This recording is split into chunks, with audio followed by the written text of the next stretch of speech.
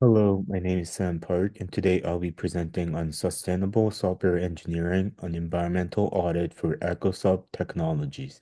In this scenario, I took on a role of a sustainability consultant for EcoSoft, a mid-sized SaaS company that develops enterprise software.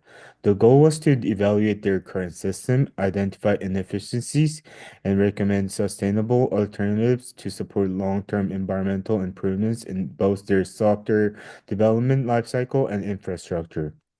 This project focused on five key objectives. First, I evaluate Ecosoft's software architecture and infrastructure to assess how sustainable it currently is. Then, I identify major sustainability gap in areas like system design, deployment, and daily operation. Next, I applied green SDLC and infrastructure strategies to guide recommendations. I also define measurable environmental metrics to track energy and carbon usage. And finally, I propose ways to integrate the sustainability goals into their long-term development practices. From a design perspective, I recommend incorporating green software engineering principle early in the process. And one change includes enforcing green coding standards during code reviews, which helps developers consider energy impact as they write and review codes. Reducing backend service redundancy is another simple but effective step, and I also advise against using high GPU hardware for basic development tasks. Instead, cloud-based environments are more energy efficient and scalable. Lastly, moving toward modular lightweight services can significantly reduce computation needs and resource use. In terms of infrastructure, Microsoft has some clear sustainability issues. Their AWS cloud environment is powered by only around 40% renewable energy, and they still rely heavily on manual scaling, which causes resource waste during low traffic times. Average server utilization sits between 50 to 60%, meaning there's significant idle time.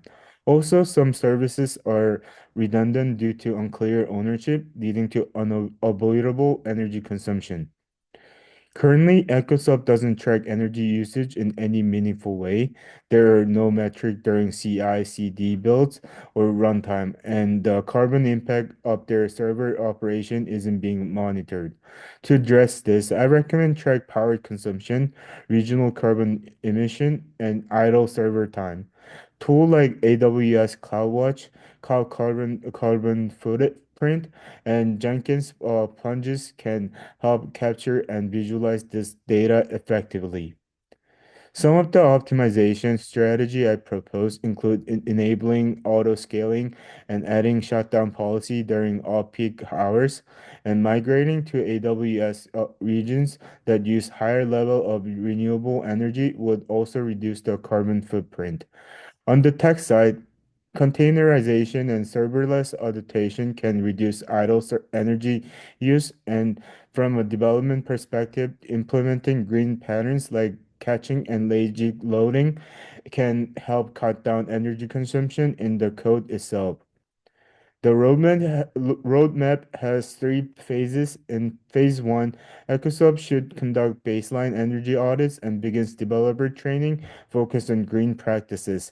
And in phase two, they will refactor inefficient code and remove redundant services while enabling smarter scaling. Finally, during phase three, include reviewing the impact of this changing and building sustainability goals directly into their software release process.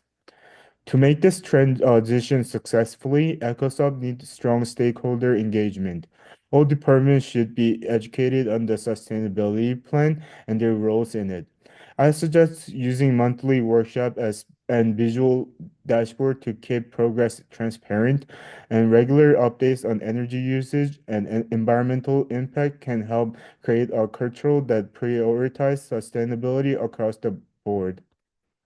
In conclusion, EcoSub should move toward energy efficient coding, smarter infrastructure decision, and better monitoring of key metrics. Container and serverless architecture can help minimize idle power use, and real-time scaling will improve efficiency. Lastly, education and long-term accountability are key to ensuring sustainable development becomes part of their culture, not just a one-time project. Thank you so much for your time.